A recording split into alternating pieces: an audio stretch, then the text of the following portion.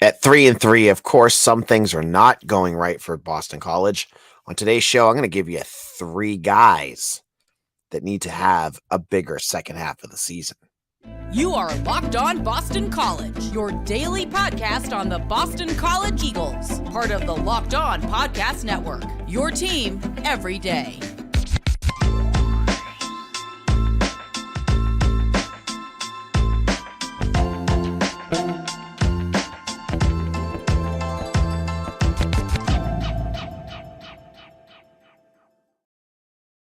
Hello, welcome. This is Locked On BC, AJ Black. I'm your host and editor and publisher of 247's Eagle Insider.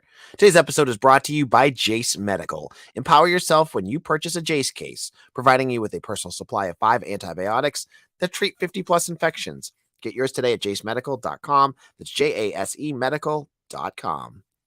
So, 3-3. BC is getting ready for their game against Georgia Tech on Saturday. And while we have been kind of focusing on the positives for the Eagles, looking at what they've been able to do, what they've been able to accomplish, there's still obviously some doubts about BC being able to turn things around. When you're not playing at a high level, and let's be real, they haven't played at that level yet. There's still things that need to be tightened up. And yes, I know the first thing most people are going to just say is the coaching staff. And yeah, I get that. But they're players too.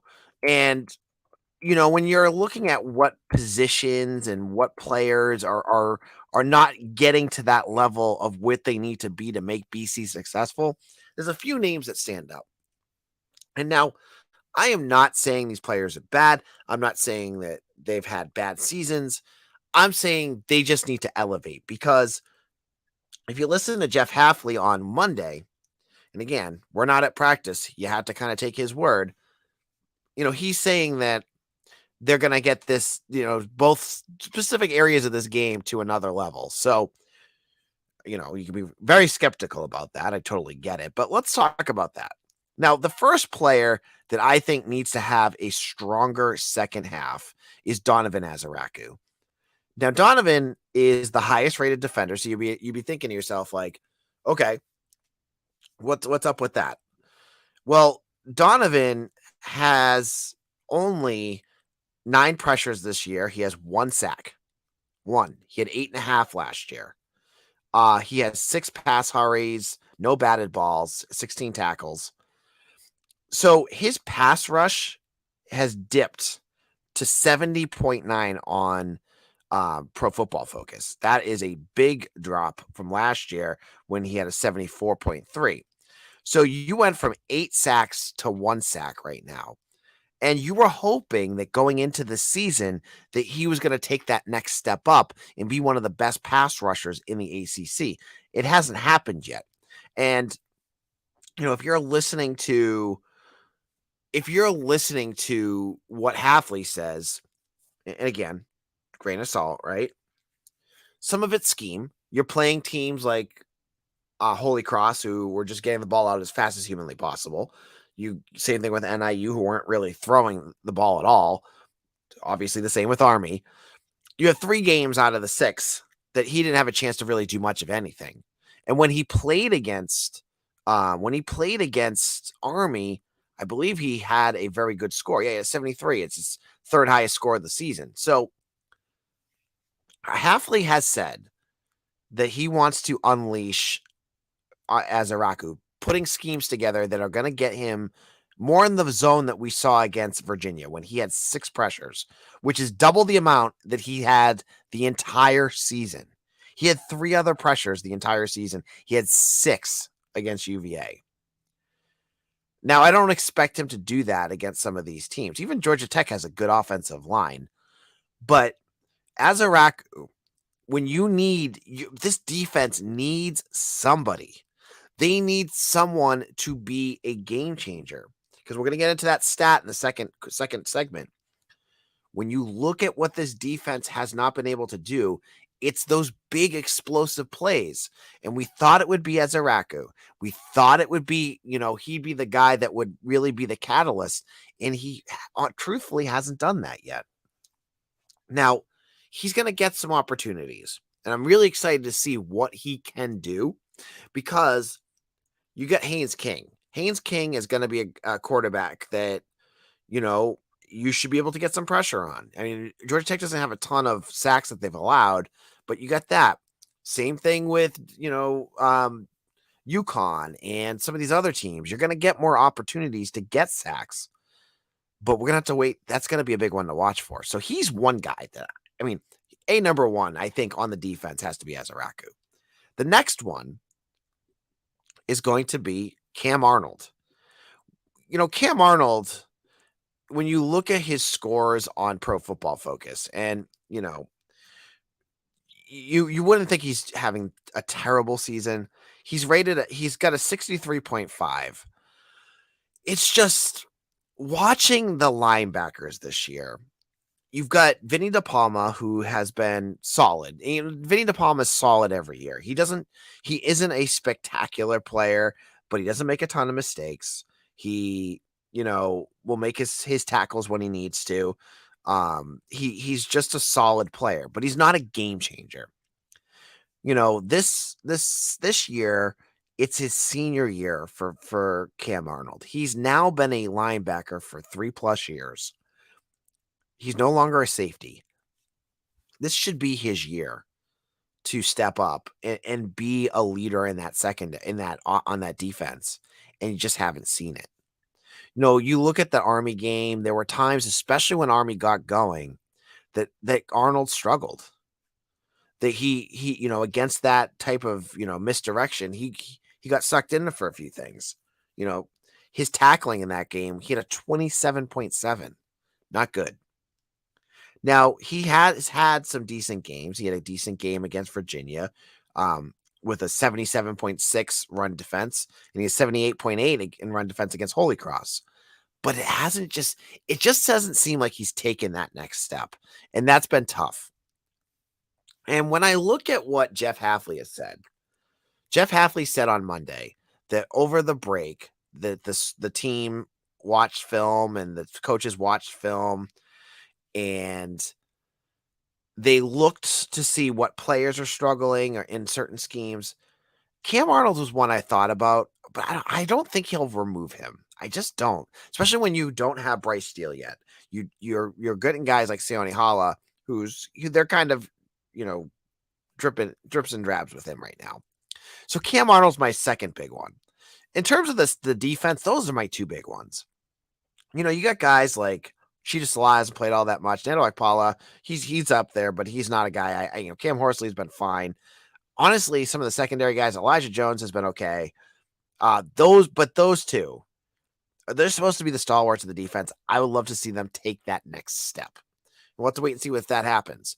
Now, in a moment, I'm going to go to the other side of the ball, and there's one player in particular that I haven't seen it from him yet this year, and it's been really disappointing. And I'll explain who that is and why I think he needs a bigger second half in just a moment. Now, there's lots going on in the world, with fires in Hawaii, hurricanes and tornadoes in Florida, earthquakes and more. But now the solution, the Jase case, it's perfect. It is a personalized emergency medication kit that contains 5 essential antibiotics that treat the most common and deadly bacterial infections. You'll have this in your house. If anything was to happen, it's right there for you.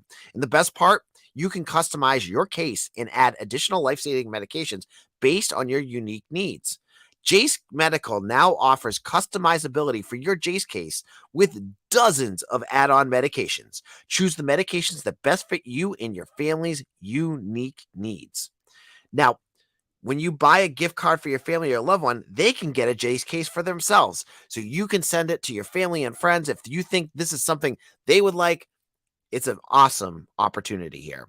So go to jasemedical.com and enter promo code LOCKEDON at checkout for a $20 discount on your order. You can't put a price tag on safety for your family. So go to Jase Medical right now. Enter that promo code LOCKEDON at jasemedical.com. Next, let's chat about FanDuel. FanDuel has been my jam this weekend.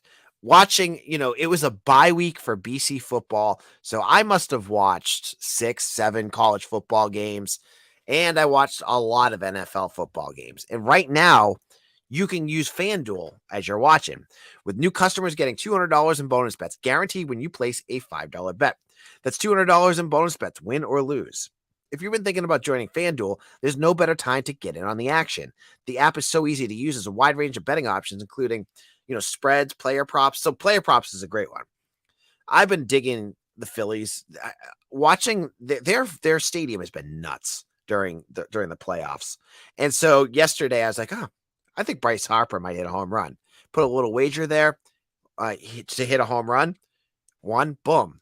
Easy, fun, and it was just so simple to use. So you need to try it out too. Go to FanDuel.com/lockedon and kick off the NFL season with FanDuel, the official sports partner of the NFL. This is Locked On BC. I'm your host, AJ Black, and we're talking about players that I want to see step up for the second half of the 2023 season. We got 6 more games left, 7 if they can make a bowl. And the expectations are getting higher. You want to get through this part of the season and pull together some wins. You win this week against Georgia Tech.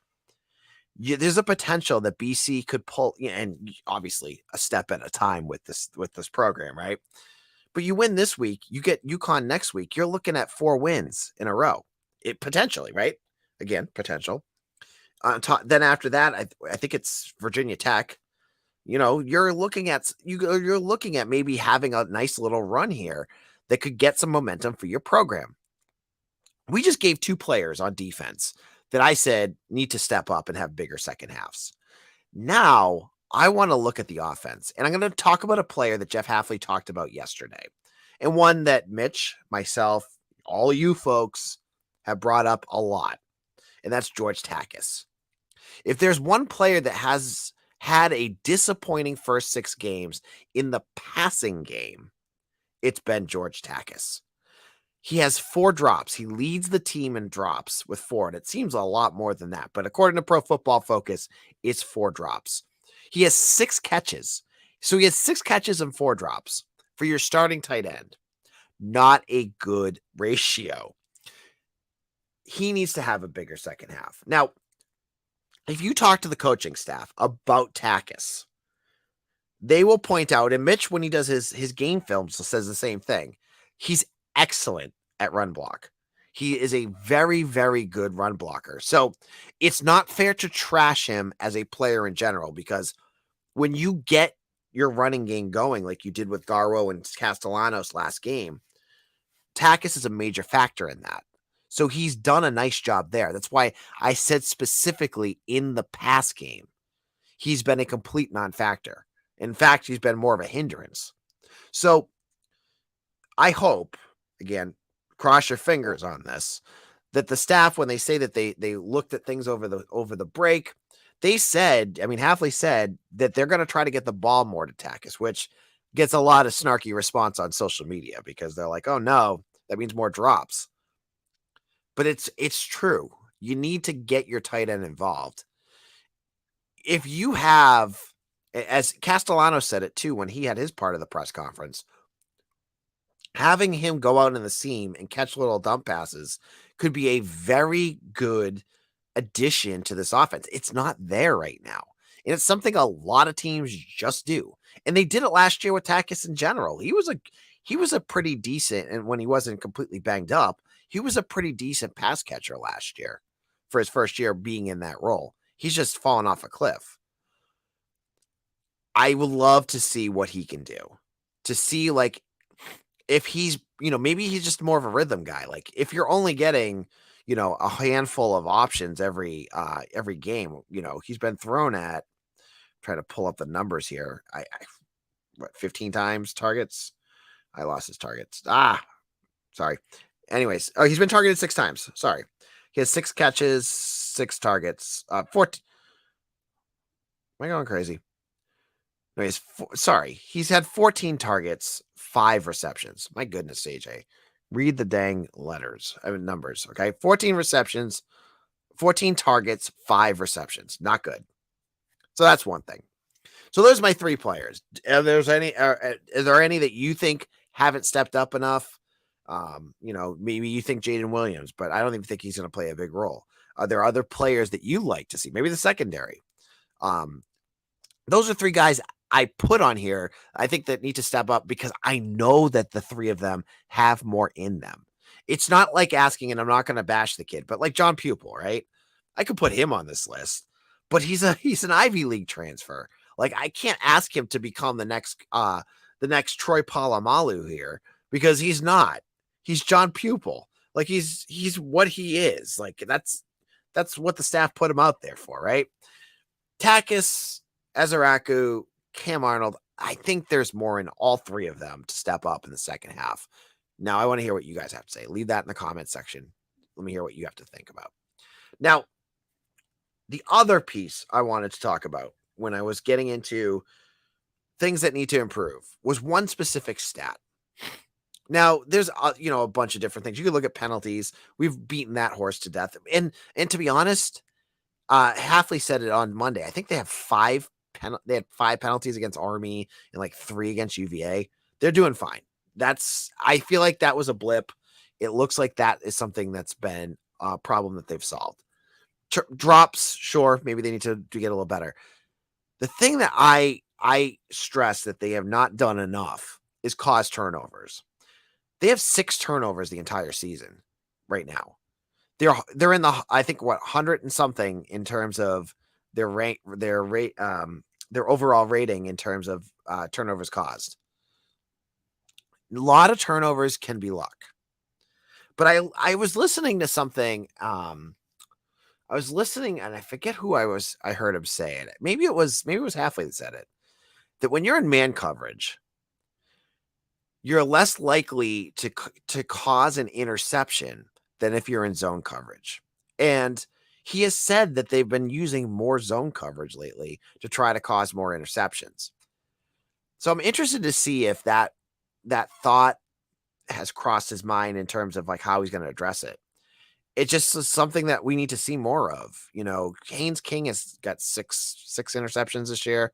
I think 2 of them came against Miami. So he's not going to give up a ton of interceptions, but it's there if BC can do it. So I need to see more turnovers for Boston College. Now, in our final segment, I want to get into the opponent. I want to look at Haynes King for a little bit. I want to talk about why he brings something that I'm a little nervous about with Boston College, and I'll explain what he does so well that could cause an issue for BC in just a moment.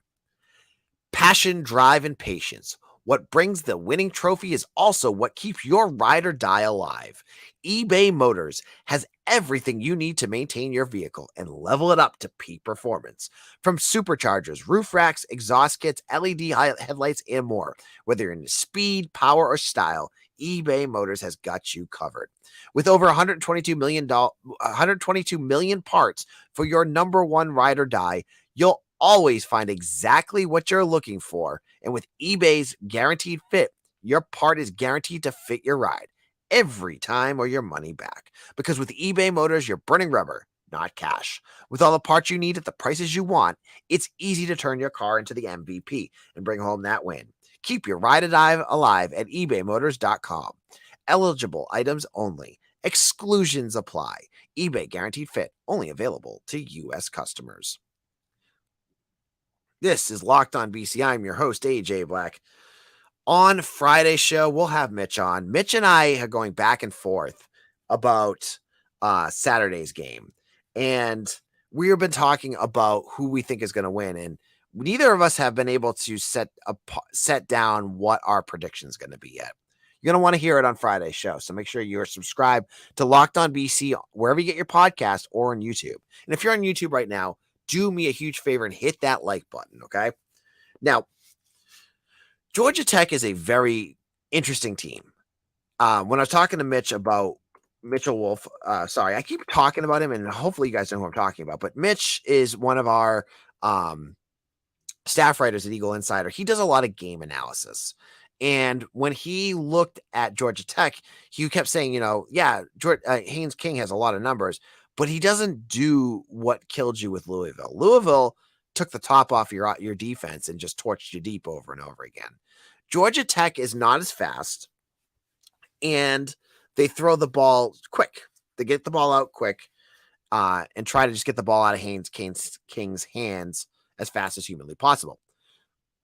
That's going to be an issue for ARaku because there's just not going to be as many sacks there. But what worries me about this game is King himself. King is one of the most efficient passers in the conference. When you look at where he stands in terms of rating, he's third in the ACC in passer rating. He's first in touchdowns. He is right out, he's near the bottom in interceptions, right there, but he's tied with, one more than Thomas Castellanos. But in terms of yards, he's right. He's number 4. He has a decent amount of yards per attempt. BC has not been challenged in the air since Louisville. Jack Plummer torched BC to, 400 yards. 388 yards and 5 touchdowns. BC is never going to win a game if they allow statistics like that. I don't expect Haynes King to do that, but I do expect him to stress this defense, because if the defense comes out and makes mistakes like they've done against some of these other teams, King can make them pay. He's an efficient quarterback. He doesn't make a ton of mistakes, and he's got some talent around him, not super talented in terms of like elite guys. And when you're comparing him against Louisville, I think Louisville has a lot more talent than Georgia Tech does. But this is a team that has been able to beat, they beat Miami. They almost beat Louisville. There's a lot there. Haynes King is going to put a lot of pressure on guys like Amari Jackson, Kari Johnson, Elijah Jones, to have big games. And it's on the road. I'm not sure where I think BC is going to be in terms of their defense in this game, in terms of how much they're going to be able to stop. But they're going to have a big game. They're going to be able, they need to, again, as I said, cause turnovers and put some pressure on King. Not allow him to sit back there and pick them apart. Saturday's game for Boston College is, I think, the biggest game so far for the Eagles. A win puts some serious momentum into them and gets them ready for a potential bowl game. A loss and everything is again shuffled on the table. Everything could be thrown on the floor and things could still fix, but a win would be an enormous boost for the Eagles. Stopping Haynes King will be the biggest factor. We'll be back again tomorrow to talk more about things going on Boston College's campus. We'll look more at on Saturday's game, talk everything in between. My name's AJ Black. Follow me on Twitter at AJBlack247. You can get onto Eagle Insider right now for $1. If you want to check it out, we have BC hockey blogger Mitchell Wolf, myself doing recruiting. We got a ton of stuff, and with basketball coming up, it's something you don't want to miss. So head on over to Eagle Insider right now and sign up today. Thank you all so much. We'll see you all again tomorrow for another episode of Locked On Boston College, your team every day.